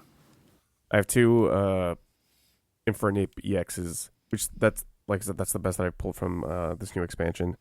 Funnily enough, I think maybe about a week before the expansion launched, I was pulling packs from the first booster, which genetic Mhm. apex, and I was at work, and my office, my office is within, how do I put this? My office is within the larger office for my department at work, and so I was just like pulling packs because I had saved up enough hourglasses. I was just pulling packs. So one of my employees like comes over to me and says, "Oh, what are you doing?" And I'm like, "I'm just doing this." Just like, and he's like, "Oh, you're playing that one Pokemon game?" I'm like, "Yeah." And like I tore open the pack, and I was like, "Man, I'm never gonna get this goddamn Mewtwo." And in the very next pack, I finally got the Mewtwo to the point where I was like screaming. And I was like, "Oh my god! I finally got it! I finally got a Mewtwo EX." And now I need to get another one to make that viable Mewtwo deck, which is Right. Or uh-huh. and hear me out, you trade for it by giving up 3 other one star Yeah. cards just to get it. Um, Yeah. It's only 400 trade tokens, Kevin. well, I mean, I haven't used any trade tokens yet, so Yeah, you might have it. But I mean, that's the thing. It's like all this stuff. They're very yeah, I have good 500 at trade seeding tokens early. right now. Yeah, they're good at seeding it early. This happened when the game first came out too, and you get a bunch of booster packs, and then it starts slowing down. So if you're like actually trying, so if you're a casual person playing casual folk, like the trading's not that bad. It's once you get past that initial hurdle where you start to realize the holes in the system and how it actually kind of sucks. Yeah, and like you said, they are going to. They have heard the feedback. It sounds like they're going to be training it. They're going to be switching it up, in some form or another. And to be fair to like Pokemon Company, even though this was a bad move, there's a lot they're doing right with the game. I feel like they have. This is kind of silly, but they have a promotion with McDonald's right now. They've done it before where they give you some Pokemon cards with your Happy Meal if you're a kid or an adult who's trying to be a kid, and they now give you a digital gift pack as well. So if you order through the app, the Happy Meal, the McDonald's Happy Meal, you also get 24 hourglasses for booster packs, so 2 booster packs, as well as I think 8 or 10 or something of the Wonder Pick token things. So they're Wonder glasses, whatever they're called. So they give you like a decent amount of stuff in game. But again, because like it's one step forward, one step back, I did it like the first day or two it came out, and I got a code. I'm like, awesome. And at the bottom of the email, it's like code can be only used one time per account, per Pocket account. Share it with a friend. I was like, all right, that whatever. Got a second, and I got a second Happy Meal because it's for an imaginary child, whatever. Got a second Happy Meal, got a second code. They changed the verbiage in the email to be not the code is valid one time per account, but using any code is valid one time per account. So I guess because it was popular and they realized, oh, we're losing out on monetization opportunities, much like with trading where they're trying nickel and dime a little, they like backed off letting people like have multiple Happy Meal based free hourglasses. Which, again, is kind of like you already signed the deal with McDonald's. So either you worded it poorly in the first email and you're correcting that, in which case you were nickel and dime from the start, or you decided to start nickel and dime a little later. But it's like one of the perks of the promotion is when you get a Happy Meal, you get some free stuff in the game, except only the first time you get it, but you don't say that until after you already got it. That's just a little, similar situation. So. Yeah, I just want to put it out there that I was swindled by Jason. By me, unintentionally. Yeah, because I was like, well, I can't use the code on the second email once I understood what they meant. I'm going to send it to Kevin. And then it didn't work for Kevin either. So I don't even know who's supposed to use the code. Like, it just doesn't make sense. But again, it's like they're doing the right, like, overarching idea, and then just the execution's a little wonky and kind of money grabby. So we'll see. I'm still going to open my 2 packs a day. I've yet to spend any real money in this thing, so I personally can't complain too much, even though I just did for 15 minutes. But, yeah, that's what I got on Pokemon. The real takeaway is Bidoof is the best. To go back to what I said, all I needed to say is Bidoof is in it. The end. Next time. I still haven't even pulled a Bidoof, so. Really? Still have yet I so far have 2 of the full art ones, but I do not have one of the standard, boring, super common ones. I'm going backwards. I keep getting rarer cards before. You could probably just purchase it with pack points. I mean, I also could just eventually get it in the next week or 2, I'm sure. And we didn't speak about this when Mythical Island came out, because we didn't talk about Pocket at all when Mythical Island came out. The revelation that pack points aren't universal, I almost threw my phone through the wall. Like, what an insane greedy move! Like, my God. And just for folks who aren't as close to the game, pack points, again, cool idea that gets nickeled and dimed. So pack points is the idea, like, you can go to your local comic book shop for real Pokemon cards, and sometimes they just have individual cards for sale, right? Or you go to your like, local physical game store or something. So they're like, well, we're going to make a digital version of that inside the app where if you need a specific cards, there's a way to do it. There's currencies. The more packs you open, the more of these pack points you get to be able to spend on individual cards. Great. Makes sense. Cool way to digitize a real angle of how people get Pokemon cards, right? Except to your point, Kevin, when they introduce a new expansion, they're like, haha, did we tell you the pack points are universal? Because they're not. So you can accumulate all these pack points for, say, Mystic Island, and it won't apply to the new Space Time Smackdown, even though you have them all over there. You may have all the cards you need over there. It doesn't matter. Those pack points, one of a million currencies in this game, are only relevant to that pack. So that's there's a lot of these examples. Trading, I think, was just the most egregious. McDonald's maybe down the tone pole more and maybe pack points somewhere in between the two. But all of these are examples of them like, we know what people want to do with the cards, but we got to like figure out how to maximize our money. So we're going to do these weird, arbitrary carve-outs to what would normally be a very simple process. The story of Pocket. Story of Pocket. The story of every live service, to be fair. But especially Pocket, it feels like. Yeah, just insane. Yeah, it is what it is. And yet we still keep swiping. Yeah, I wish I didn't have to swipe. I wish I could just pick this pack, just open it. Don't make me swipe. You hate I love this swipe. Useless. I love the swipe. It is useless, but I enjoy the uselessness. And again, technically, I can stop now. Once I get the standard Bidoof, I got what I came here for. But I will probably keep swiping because it's habitual now. I just check it. Actually, I take that back. The habits change. I used to do it every morning and every night. I'm now just doing both packs at night. So I am slowly easing away. This happened even before Bidoof came out. So I'm wondering if I'm going to start doing it every other day or something. But for right now, I'm still pretty on it. Okay, interesting. We'll see. Yeah, we'll see what happens. Damn. So Pokemon is, well, looks like its clutches are slowly becoming loose on Jason, but I guess, you know, Slightly. Bidoof seems like the kind of Pokemon that is too popular for some reason to not get other full arts later on, so, I'm sure Oh you'll yeah, be this playing isn't the it last till of Bidoof. I'm you're, gonna have to keep playing because they're gonna do like some like special Bidoof. I know it. I I'm know pretty it. sure you'll be on your deathbed, and in the middle of it, you'll get a notification as you're talking to your family, your final speech, and you're like, oh, give me a moment, I need to see if I open these packs, get my Well, you know it's gonna be on my other Bidoof. tombstone, right? It's not gonna. It's not gonna be words. It's gonna be a sketch of Bidoof. Oh man, what if the tombstone is in the Yeah. shape of the Bidoof? Oh Wow. my God! What if it's a fully stone carved Bidoof? Just a statue of a You're Bidoof at onto that point. something here. This is like it's like a Easter People are gonna Island think like head, the but it's just creator of Bidoof. Bidoof, like oh, this is where they were Oh, buried for some no, reason. and like, oh, did he make Bidoof? No, he just had a weird obsession. Yeah, that's 100% Yeah, gonna be me.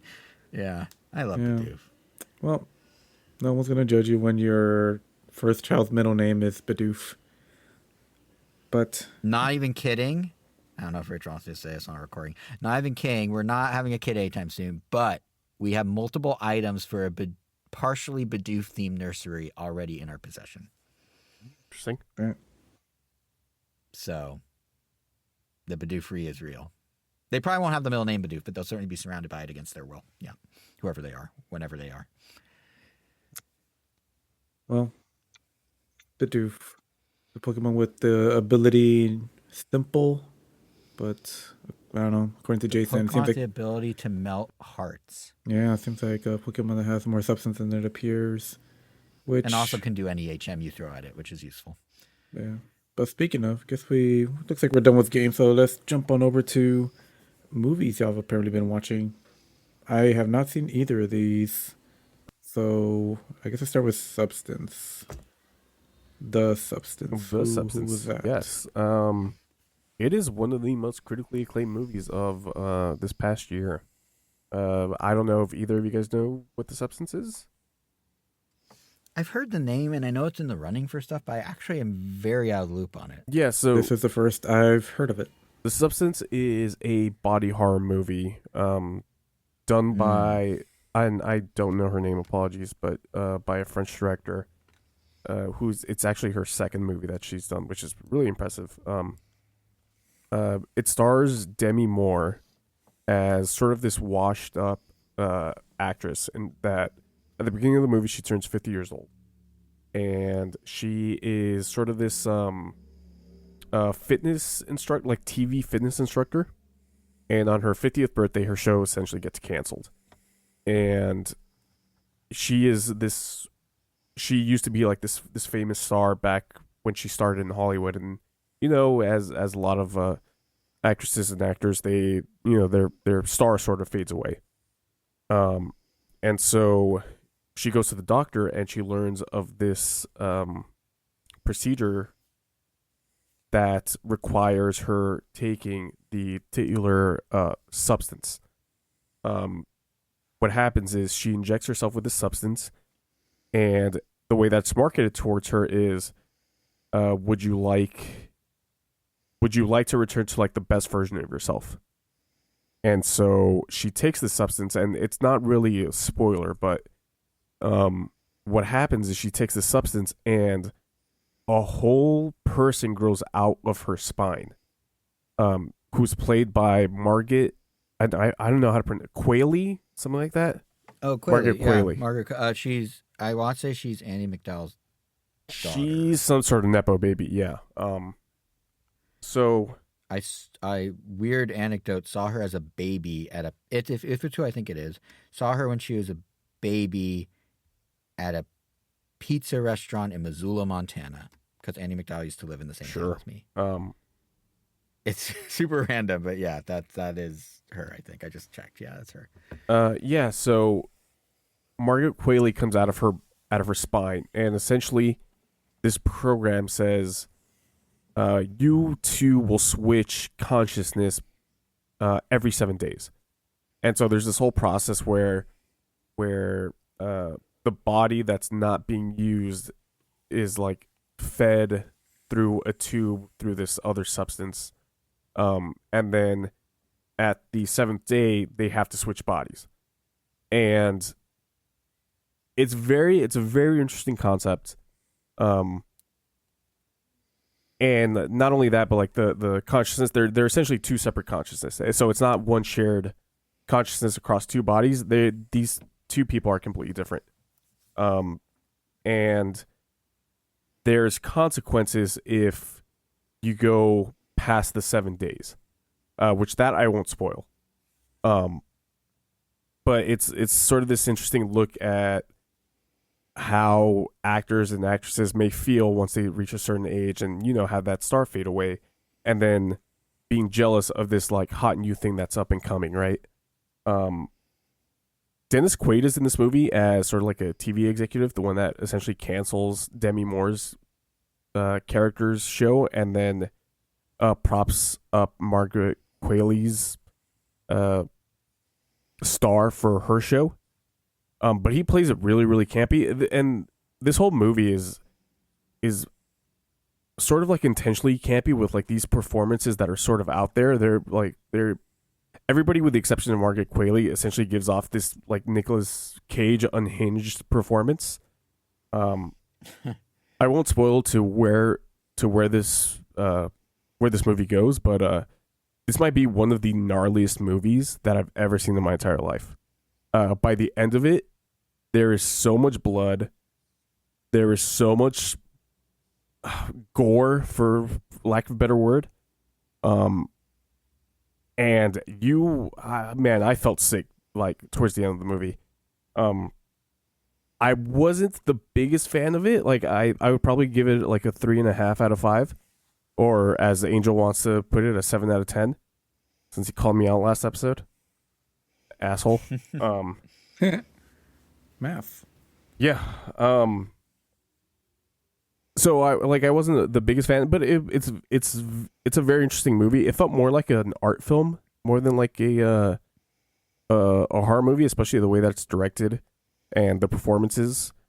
But you have these like big stars attached to it. I would like if you're definitely down with like some like classic Cronenberg movies, like this is definitely going to be like right up your alley. And it's not I wouldn't say that it's in this new category of horror movies that I love, like elevated horror, as what was it, Scream 5 put it.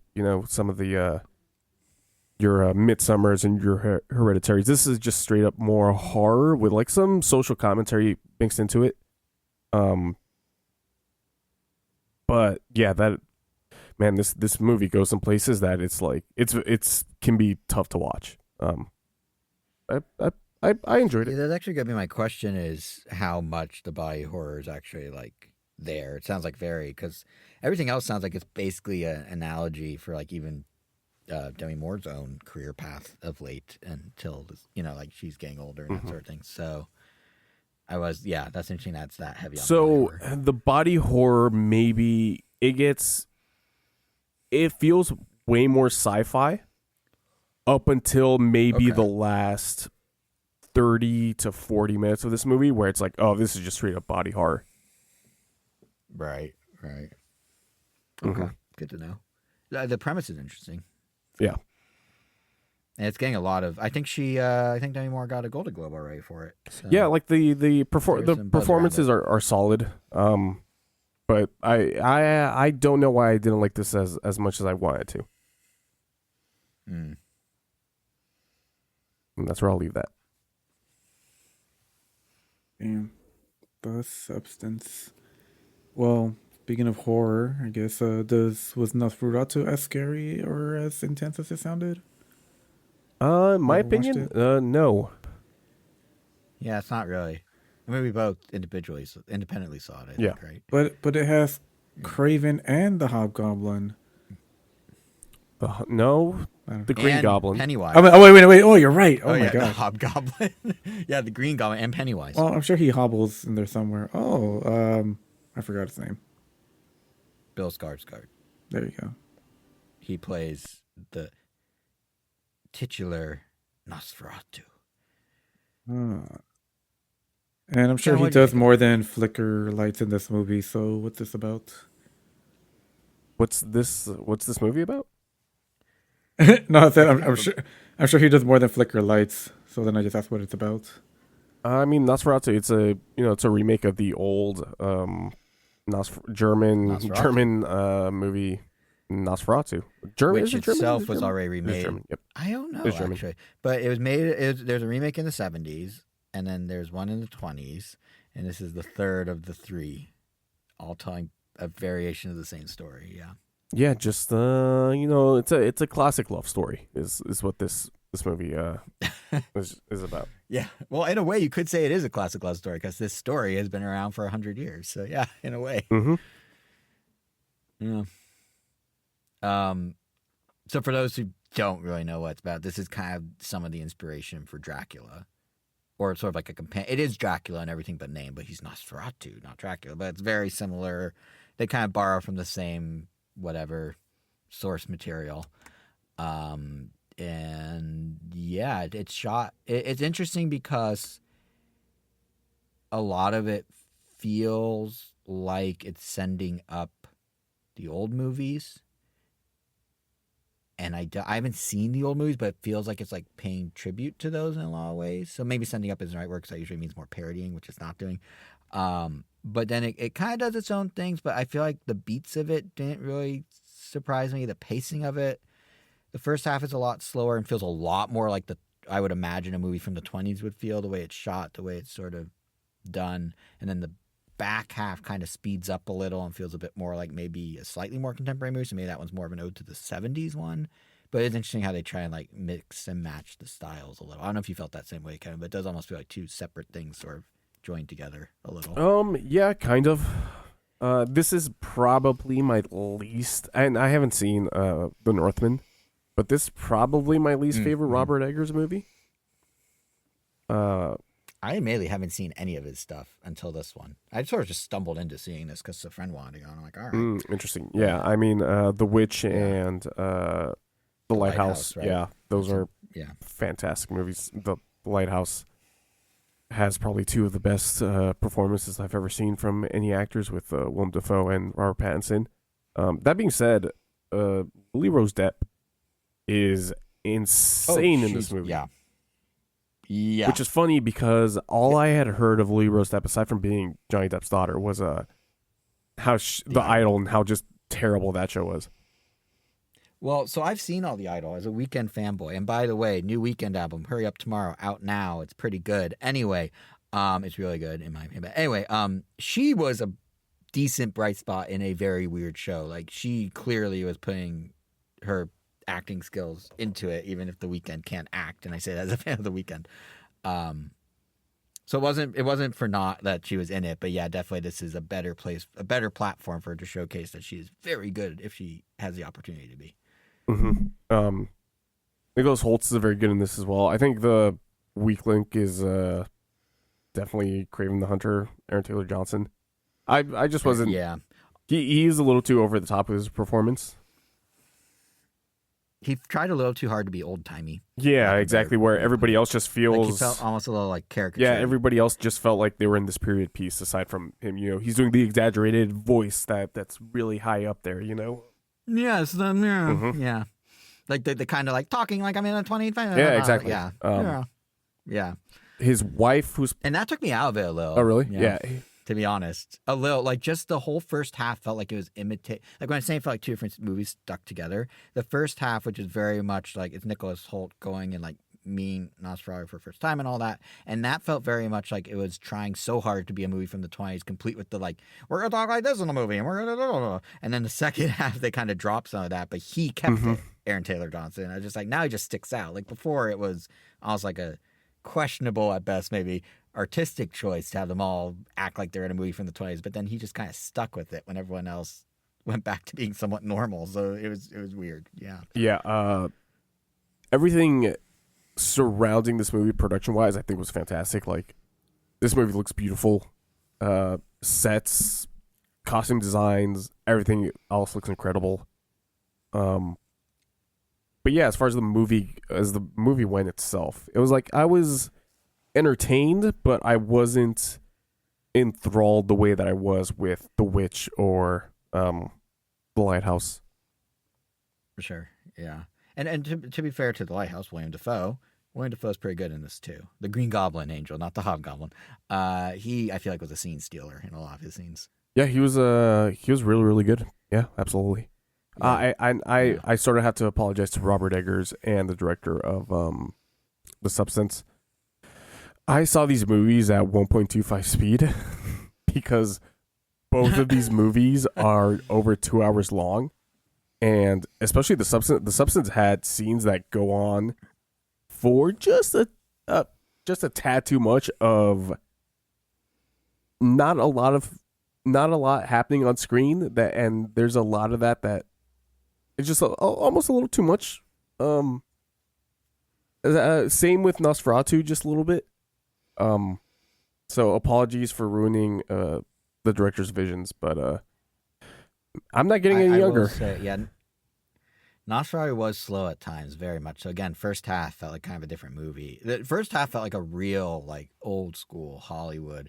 But there are still moments in the second half, regards to the speed, that I thought, like, there's one when Nosferatu, like, there's a scene where Nosferatu is kind of coming into a city. I'm not gonna say too much, and it was like a typical trope, it seems like, with Dracula, and I guess with the Nosferatu movies, is to use like the shadow of his hand with his long pointy fingers. And the way they did that, there's a shot, slight spoiler, I guess, where it's like his hand sweeping over a city, and I was just like, oh, that's actually pretty cool. Like, there's some really cool stuff that they did within it, but yeah, as a whole, it didn't capture me as much as some other movies have. Yeah. So they also gave him a mustache, so that was that too. interesting. Imagine Nosferatu with a mustache, and how's that work? How's he not get blood all over it when he's sucking people's blood? Like, that just seems inconvenient and messy. Yeah, it can be for sure. I feel this is another movie that I essentially. that's my biggest. This is another movie that I essentially gave a 3.5 out of 5 or a 7 out of 10. I would give it about the same. It was funny though, because I saw it. I remember saying this last episode, but I saw it and then Craven with Angel and another friend, like a day apart, and I didn't realize in both instances that Aaron Taylor Johnson was in it. And I didn't realize in both instances that Aaron Taylor Johnson's character would be going up against like Eastern European people. So it was a weird unintentional double feature that I kind of stumbled into. But yeah, like, what are the odds? Cool. But yeah, so that's Nosferatu. It's really fun to say. It is fun to say. Give it that, Nosferatu. Yeah. Oh, can't say with that. But we'll see if it ends up being a movie that goes on the list. I'm just slightly intrigued. But, yeah, I feel like we kind of gave it a shrug, like a polite shrug. Like, it's not bad, but we were both just kind of, yeah. It was there. Exactly. Well, yeah. Guess let's jump to something sort of tangentially related. We've been talking about Hobgoblin and Green Goblin. So I guess who's been watching Friendly Neighborhood Spider-Man? Oh, I have. That you, Kevin? Yeah, I watched the first episode of this. That's very good reviews, that's the one that was home freshman year? Yeah, it was freshman year. That's how it was announced. And then switched over to Friendly Neighborhood Spider-Man, which I don't care much for the name, Your Friendly Neighborhood Spider-Man. I did like how much cleaner freshman year was as far as the name. And it tied in better with the existing movies in name, at least. Homecoming, freshman year. Yeah, although it's my understanding that it was initially movies, or is it kind of parallel. It's my understanding that it was meant to be a prequel series to the movieverse, like literally freshman year of Peter, Tom Holland, but then they decided to go in a different direction and now has nothing to do with the movieverse. Okay. Yeah, that makes sense then. Yeah, so this released like last week or 2 weeks ago. They released the first 2 episodes. And I'm only speaking as having seen the first episode. I didn't catch the second one. I am pleasantly surprised by how much like I liked it. Especially because you guys have probably seen the trailers. I do not care for the art style and direction that they went with this. It's not bad, but I wouldn't say it's great either. They went for this comic book sort of cell shaded look that I just feel is a little too flat, and they also did that thing where it's like 3D to 2D animation, where clearly it's 3D, but they want to make it seem like it's 2D, sort of to give it that authenticity, like you're reading like an old comic book, come to life. It honestly Looks neat in looks images. like. Do you guys remember that game? It was in the PS2, GameCube, Xbox era. They remade it though. I think 13 XIII. It looks just like it. Like I don't know how bad. Like that, I just see 13 when I look at it. Mm-hmm. Not necessarily a disc, just I can't separate it. The art style looks so like early 2000s cell shade video. Yeah. So, I mean, that aside, I really did like the first episode. This is Peter as your friendly neighborhood Spider-Man, which is something that people just want. Like no one wants as good as it is. We're sort of sick of like the multiverse, interconnected universe of the MCU, and like Spider-Man has always been this solo character. He's always been alone, especially during his earlier years. So, and Tom Holland has only ever been part of this connected world. Like, don't get me wrong, I Spider-Man: Homecoming is probably in my top 3 MCU movies, but there is something nice about him, just being your friendly neighborhood Spider-Man, right?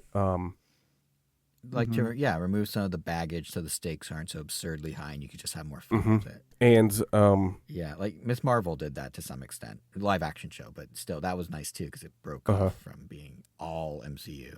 Yeah, and so with that being said, this is still an MCU show. This still very much has DNA from the MCU.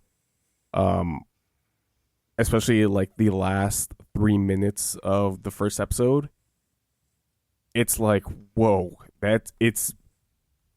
they really just went there with this show. Now you got me intrigued. Now you have me extremely intrigued. Yeah, and if you know the MCU, you will pick a couple things like, oh, that's interesting, and then they sort of do this almost twist where it's like, holy crap, okay, it's a very, very cool ending that does have me intrigued for the rest of the series.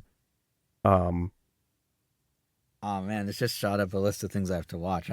The intrigue that left you has me intrigued. I really like that this is very, as I just said, that it's part of the MCU, but like almost none of the aspects of Tom Holland Spider-Man are a part of this. Ned and MJ are nowhere to be seen in this first episode. Like right off the bat, he makes friends with a character called Nico Minoru, who I only know because Nico is a character or is a card in Marvel Snap, who is sort of like this sorceress in game. So she will probably become a sorceress at some point. And I believe Nico Minoru is one of the characters who is Marvel has this like teen group called the Runaways that they don't really do a lot with, and I'm pretty sure that she's part of the Runaways. Didn't they try and do a show? They did do a show on Hulu, if I remember. Oh, it's Hulu. That's right. And it lasted. I think it lasted 2 seasons. Yeah. It felt like half a season. I never even watched it, so I shouldn't even be saying it. But yeah, as I'm seeing this, it looks like it actually ran for 3 seasons. So. Wow. Okay. I apologize to Runaways for apparently being a thing. Like a real thing, like a multi-season thing. Yeah. And so Nico Minoru is like Peter's best friend in this. What else is part? Like there's this like stereotypical jock character who actually has like a heart of gold. And so this show does do a lot of does subvert a lot of expectations, which I found really, really interesting. Like, I'm sort of tuckered out of the whole MJ and Harry dynamic. I would have loved to see Ned in this, like another version of Ned, but it is what it is. Yeah, I will still continue to watch the show casually. I'm not running out to see the new episode. But like I said, that ending did leave me like, man, this is really cool what they just did. So we'll see where it goes. Is each episode what, 20 minutes? Yeah, 20 minutes. Okay, I'm gonna have to check that out. Mm-hmm. So yeah. So The intro. You guys know how much I love like my TV show intros. The intro to this is god awful, and I hate it so much. I really thought you were queuing it up to be like, and this is Nope. great, coming from the It's, expert. But nope. Okay. It's a lot of people have called it out as being corporate rap. Oh no. I don't like it because it's corporate rap. I like it just because I think it's bad. Like Kendrick could have been on the mic for this one, singing the exact same words that singing the lyrics, and I still would have been like, man, this is terrible. Like there's no saving that intro. And I think you mean, Kevin, a 2-time Not Like Us Grammy winning Kendrick Lamar. Kendrick Lamar. I can't believe it took Song of the Year and Record of the Year. Man. And the crowd sung along to the minor lyric as he got up Drake on stage. Drake is going to have moment. the crash out of the century during the Super Bowl. Yeah. Yeah. Well, apparently now Drake's coming out with an album with Party Next Door like on the 14th, on Valentine's Day, so a couple of days after the Super Bowl, called Super Sexy Songs for You. It's like money signs on the S's and then the number 4 and a U. Well, so that's his response. Good for Drake. Yeah, but yeah. So, yeah. The only corporate rap I accept is the Pokemon To Be a Master CD and cassette, which I think kind of has the Poke rap on it, but also To Be a Master, which has some rap on it. And I used to love that album as a kid so much. It's my first like cassette I bought, I think, and quality stuff. Quality, corporate, brand synergized. Okay, for sure. Hippity hop stuff. But it sounds like this is not that, yeah. No, this is interesting. In my opinion, its own brand of awful. I'm intrigued for opposite reasons now for this as I was for the ending. So sounds like I have to watch it between now and next time we talk. Yeah. Yep. I managed to catch a glimpse of the intro, and at first I was like, the first like couple seconds, it's like, oh, it's like a throwback to the original theme, and then it just kind of then it just started with the rap. Mm-hmm. It kind of reminded me of. Did you ever watch any of the 2013 CG Ninja Turtle show? Who are you? Me? Yeah. I mean, either. I did not. I did not. It kind of reminds me of the intro little. Oh, did I just post like a Dutch version? Well, you kind of get the idea. Angel. It's so if you heard the rap, is it like my name's Spider-Man and I'm here to say I'm your neighborhood Spider-Man, or my name's Peter Parker and I'm here to say I'm your neighborhood Spider-Man any day, like that sort of rap? Is that kind of, yeah. Huh. Oh boy. Yeah. Huh. There you go. Well, there you got the Dutch one, but you get the idea. I did like this one though. Every Ninja Turtle intro is very much like of its era.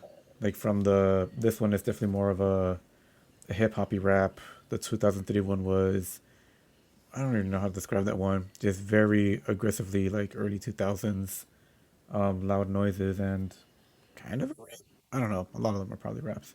Anyway, looks like we're actually down to our last item on the docket. Which is fittingly music related. What a segue. Yeah, so who wants to talk about FireAid and the Intuit Dome? Jason? So I was there, which is why I want to talk about it. Are you guys aware? So I actually kind of more want to Was talk I about aware that there was a Intuit fire? Dome, but I was. No, are you aware? So we talked last episode that there's a fire in LA, but there's this huge 6-hour relief benefit show. And they did something interesting where they took over both the Kia Forum here in LA and the Intuit Dome, the new Clippers arena here in LA. They're about a block and a half apart. And they had a benefit show that was live streamed on every platform you can imagine, kind of in both places at once. So the first hour was at the Forum. Then they started alternating between the Forum and Intuit Dome. So it'd be like a performance here, a performance there. And as one performance was happening, they'd be changing over to stage at the other venue. And then the back final hour was over at Intuit Dome. And we went to Intuit Dome, and it was kind of more It's funny because like neither lineup initially I was like, oh my God, I gotta go see. But Rachel was kind of into the lineup for Intuit Dome. It was like Olivia Rodrigo, Katy Perry, Lady Gaga, um, Sting, Stevie Wonder, Earth, Wind and Fire. Like it's a pretty stacked group, but it was like more pop leaning. And then the forum was like everyone else, like Green Day and Joni Mitchell and Anderson .Paak and others. I'm forgetting Red Hot Chili Peppers and that sort of thing. So we ended up at the pop one. But what was funny is we're sitting there watching. So as it was going on at one venue with the music and stuff, they're setting up the other, but they'd be streaming the other venues. So like all the screens in Intuit Dome were showing the forum, and then we'd have our live show, and then they'd watch it over at the forum on their screens, and then back and forth it would go. But what was funny is, for whatever reason, they gave us a lot of celebrity guest appearances at that show to raise awareness, and like Kamala Harris was sitting right behind us, which was kind of interesting. But over at the forum, they're doing a lot of musical appearances, like surprise appearances. So we're sitting there watching an Intuit Dome, and Anderson .Paak's like, "Here's Dr. Dre," and they did California Love. I'm like, "What? Really? Why are we over here when that's over there?" And then like an hour or two later, like they have a Nirvana reunion over at the forum, and we're all just singing Intuit Dome. I'm like, oh, okay. Like it was all the original members of Nirvana, minus Kurt Cobain, of course, and like 4 different guest singers. And I was like, and now it was not even announced. It was a complete surprise. It was like, that's cool for them over there. But the overall, like, the whole FireAid was a really cool thing to get to witness and I guess in a way be part of, because I was in the crowd, and like, you know, all the net benefits from all the net money from all of it, the food, the parking, the ticket, everything went straight to fire relief here in LA. And all these artists did like 2 to 4 to 5 song sets. It was like literally like 30 artists between the two. So it was a very unique, we got there at like 5:30. We didn't leave till 1 a.m.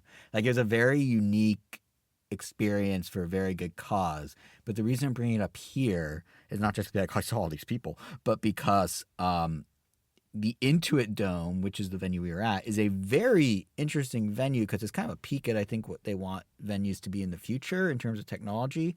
So the Clippers are owned by Steve Ballmer, former Microsoft CEO, so he likes his technology. And have you guys been to Intuit or know anything about their like system or anything? I know a lot of people who work there. Okay, so maybe you know some of the ins and outs of this. But yeah, I just thought it was so interesting. So when you get a ticket to this venue, you don't just get a ticket. You have to download the Intuit Dome app. You have to give them a bunch of your information. They then create a profile for you. And then with that profile, you have one of 2 ways to get into the venue. You either create what's essentially like one of those smart hotel room keys in your phone wallet. So you could just tap your phone without even opening anything in the phone, and it'll just let you in. Or you do what they call Game Face ID, and you scan your face using your phone's front camera, and then every camera in the entire venue knows who you are. So you walk in, you don't need to show a ticket. You grab food or drink from the Pick and Roll, which is a great name for a basketball-themed convenience store. You don't need to take out a credit card or show anyone anything. You are walking around, for example, and they can technically know who you are on the cameras, on the security cameras, because your face is already matched up. You go to the bar and you just buy your drink, and they don't even have to card you for your age if you're over 21, because it's in the system and they scan it, your face, when you're there. It's all just super seamless. But it's also kind of creepy Big Brother a little, because now they know you, Kevin, or you, Angel, are specifically walking to the bathroom at this time, and you live in what city you live in at this address, and now you, Kevin, or you, Angel, are walking over to this other thing, and you live at this one address. Like, it's the amount of information they have on you that they require you to give them just to get in the door. The Game Face ID is optional, but the whole profile, you need to have a ticket. Every person's ticket has to be specifically on their own phone. Like, it sent me push notifications like every day, like, remember to give the ticket to your other ticket holder. They won't get in on your phone. Like, if you want to park, they say you need to enter your car information into the app in advance. I'm not sure how true this was, but we had to give all our car information in advance. It was just very, like, interesting how, yes, they enable some cool stuff, and yes, they have some really cool things in the venue. Like, they grow their own vegetables. They have little greenhouses as you walk around, like, in the hallways. But also, like, it's kind of intense Big Brother a little. So that was kind of fascinating to me. Like, Amazon has stuff like this where you can like grab and go, and they just scan you on the way into the little tiny corner store and back out. and you like tap your credit card when you first go in. But having it at this like scale where you're like remotely downloading your face into their system, like I just thought that was really interesting. And I don't know, I didn't do the game Face ID. I just did the basically the key on the phone. But even then, like when I went to get a drink when we first got there, they didn't ask me for a credit card. They didn't ask me for the app. They were just like, hey, what's your name? And I was like, Jason. And I spelled the first few digits of your last name. And I started to. And then he spun his computer around. He's like, here you are. We'll just charge the card you have on the app. Didn't even have to take out my wallet. It was just like, it's interesting. I don't know how I feel about it yet, but I just thought it was very fascinating.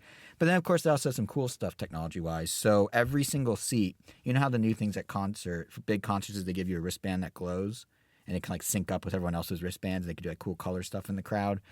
Coldplay pioneered that years ago, and now everyone does it. But Intuit Dome just put the lights on the armrests. So every single seat has a light just on its armrest. But what's fun about it is there are also buttons on your armrest. And the 4 buttons on your armrest can be lit up to 4 colors, and you can control that light.